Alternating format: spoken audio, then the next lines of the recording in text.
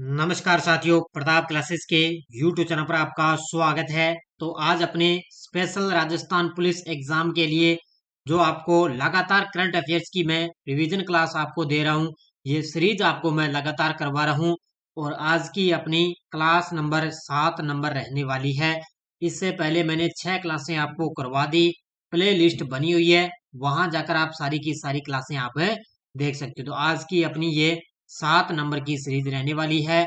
इसके अंदर world, India और लगभग राजस्थान करंट भी मैं आपको इसके अंदर करवा रहा हूँ। तो स्पेशल राजस्थान पुलिस के लिए ये सीरीज मैंने करंट अफेयर्स की चलाई है। और ये सितारों में शान, वर्दी मेरी जान, यही जुनून अपने को लेकर चलना है।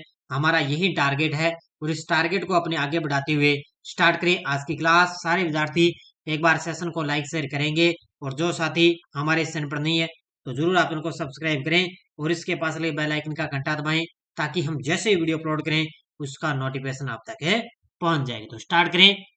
पहला क्वेश्चन देखो, हाल ही में किस शहर में देश का पहला बुलेट ट्रेन स्टेशन बनकर तैयार हुआ है? हाल ही में किस शहर में देश का पहला बुलेट ट्रेन स्टेशन बनकर तैयार हुआ? ये हुआ है अहमदाबाद, गुजरात में। कहां पर है? अहमदाबाद, गुजरात में देश का पहला बुलेट ट्रेन स्टेशन बनकर तैयार हो चुका है। कहां पर है? अहमदाबाद, गुजरात में। तारों के जीवन चक्र के अध्ययन के लिए किस संगठन द्वारा साउंडिंग रॉकेट लॉन्च किया गया? तारों के जीवन चक्र के अध्ययन के लिए किस संगठन द्वारा साउंडिंग रॉकेट लॉन्च किया गया? ये लॉन्च किया था उस समय नासा ने। किसने किया था? नासा ने ये लॉन्च किया। भी तारों का जो जीवन चक्र है ना, उसका अध्ययन करना था, लेकिन ये किस संगठन द्वारा एक साउंडिंग रॉकेट लॉन्च किया गया? तो ये नासा के द्वारा इसको लॉन्च किया गया था। अब ये बड़ा गजब का क्वेश्चन हो सकता है, एग्जाम के अंदर टपक सकता है। चंद्रयान 3 के लॉन्च व्हीकल LVM-3M4 इसको 14 जुलाई 2023 को प्रक्षेपित का एक हिस्सा अनियंत्रित होकर दोबारा वायुमंडल में प्रवेश करके पृथ्वी पर 15 नवंबर 2023 को ये कहाँ गिरा था? याद रखना है, बड़ा गजब का आपके लिए क्वेश्चन है। ये गिरा था अमेरिका के उत्तरी प्रशांत महासागर में। पूछा जा सकता है भी। एक चंद्रयान 3 का लॉन्च व्हीकल है, LVM-3 और M4 था। ये क्या है? अनियंत्रित होकर दोबारा ये वायुमंडल के अंदर प्रवेश कर गया। उसके बाद में ये पृथ्वी पर 15 नवंबर 2023 को कहां पर गिरा? अमेरिका के उत्तरी प्रशांत महासागर में जाकर ये गिरा था। किस देश ने दुनिया का सबसे तेज इंटरनेट लॉन्च किया है? हाल ही में किस देश के द्वारा दुनिया का सबसे तेज इंटरनेट लॉन्च किया गया? तो ये किया गया चीन देश के द्वारा। ऑप्शन नंबर 1 किसके द्वारा? चीन देश के द्वारा लॉन्च किया गया। हाल ही में जलवायु परिवर्तन प्रदर्शन सूचकांक CCPI में भारत की वर्तमान रैंक कौन सी है? लगा लो उसको स्टार, पक्का ही टपकेगा एग्जाम के अंदर। तो हाल ही में जलवायु परिवर्तन प्रदर्शन सूचकांक में भारत की वर्तमान रैंक कौन सी है? इसके अंदर भारत की वर्तमान रैंक है 7वीं रैंक। कौन सी रैंक है? भारत की इसके अंदर है 7वीं रैंक है। अगला क्वेश्चन, भारतीय सेना ने आसियान महिला शांति रक्षकों हेतु टेबल टॉप अभ्यास का आयोजन किस शहर में किया?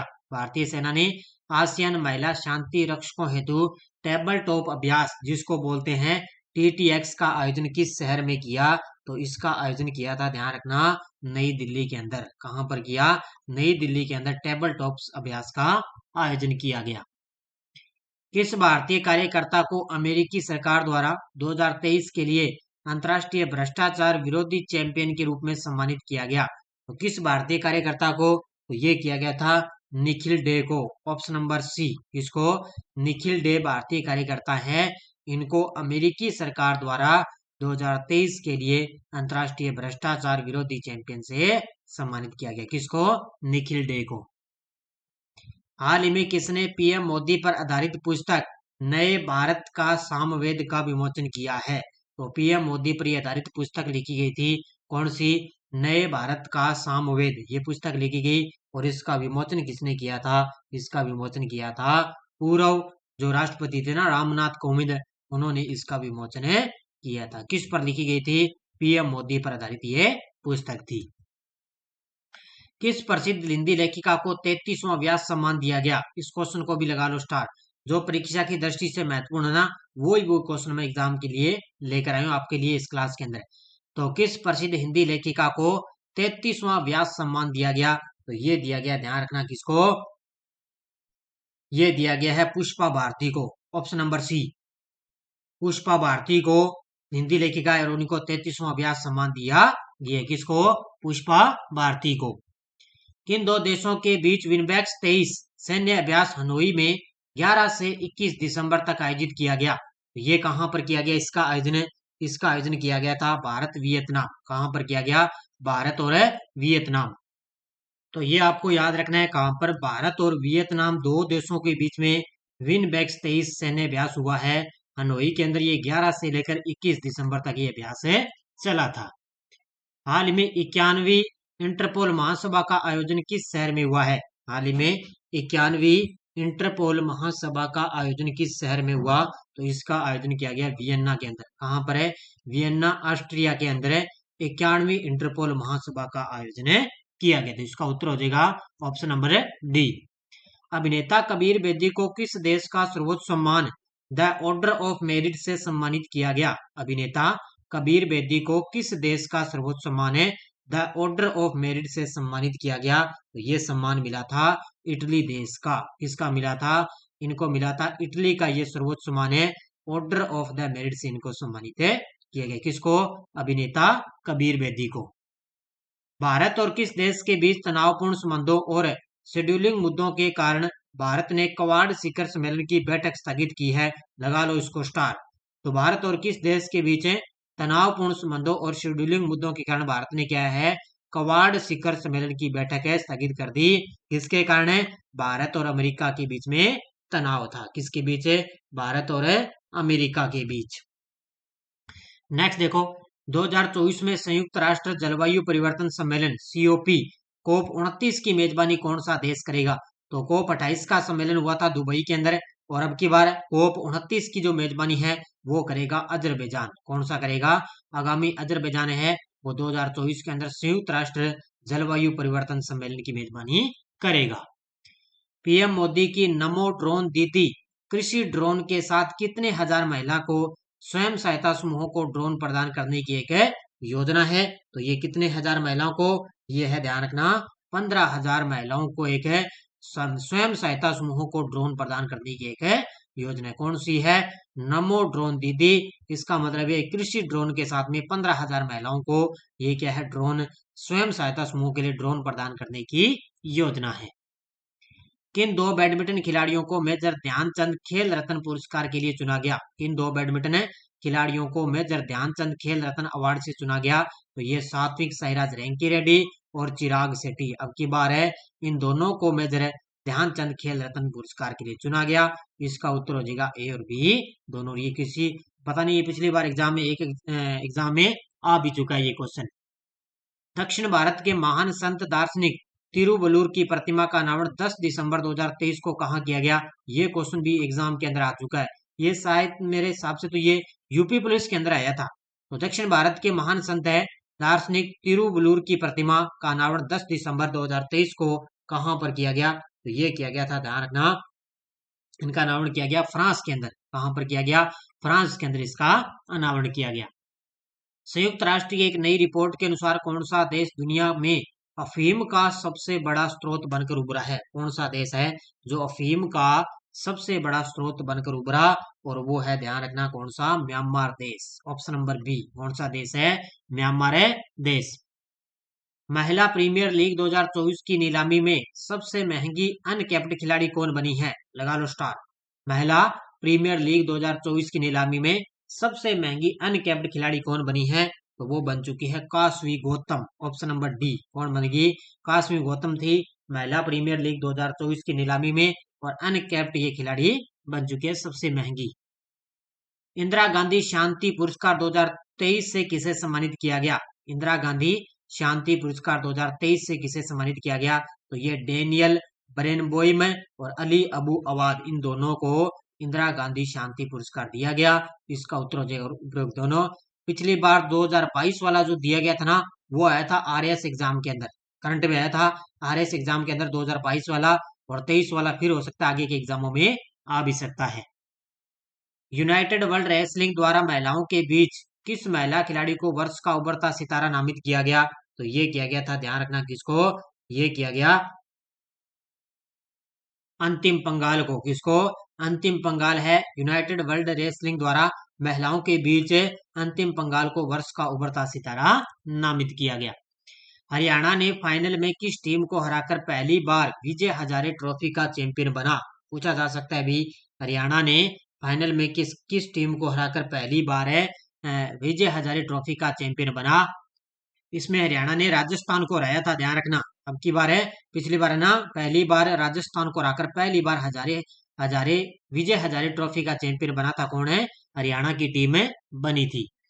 दुनिया के सबसे बड़े कॉरपोरेट ऑफिस हब सूरत डायमंड बोर्स का उद्घाटन किसने किया। दुनिया के सबसे बड़े कॉरपोरेट ऑफिस हब है सूरत डायमंड बोर्स है, और इसका उद्घाटन किया था अपने देश के प्रधानमंत्री मोदी जी के द्वारा। इसका उद्घाटन किया गया था, कहां पर है, गुजरात में। किस देश ने पृथ्वी पर सबसे गहरी लैब लॉन्च की है।